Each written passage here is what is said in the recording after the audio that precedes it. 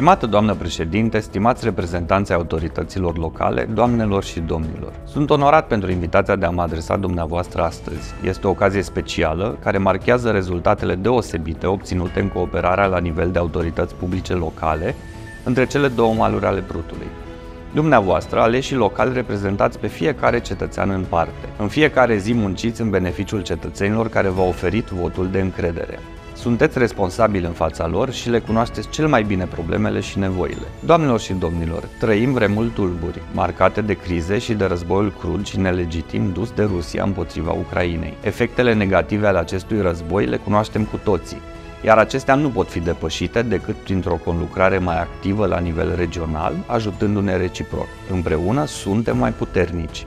Suntem aici să discutăm despre conlucrare și despre rezultatele muncii comune a autorităților locale. România și Republica Moldova sunt despărțite geografic de râul Prut, dar legate prin poduri, prin linii electrice sau gazoducte, prin istorie, cultură și limbă, dar ceea ce ne leagă în mod deosebit sunt oamenii și comunitățile.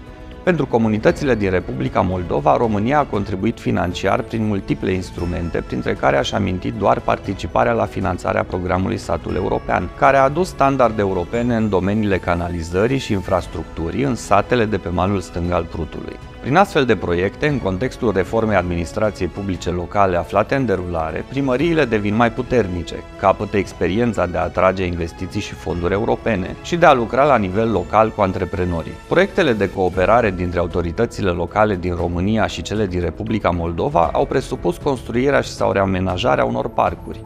Spre exemplu, în urmă cu aproximativ un an, am participat la inaugurarea parcului din localitatea Băcioi, care a beneficiat de o contribuție semnificativă din partea municipiului Oradea și a Consiliului Județean Bihor. De asemenea, Primăria satului Puhoi, Consiliul Raional Ialoveni, Primăria Comunei Moara Vlăsiei și Primăria Comunei Brănești din județul Ilfov, România, și-au unit eforturile pentru a redeschide sala mare de concerte din Casa de Cultură din satul Puhoi. Exemplele ar putea continua, dar nu voi putea niciodată să le menționez pe toate. Important este că România a fost, este și va fi alături de Republica Moldova prin fapte și prin proiecte concrete.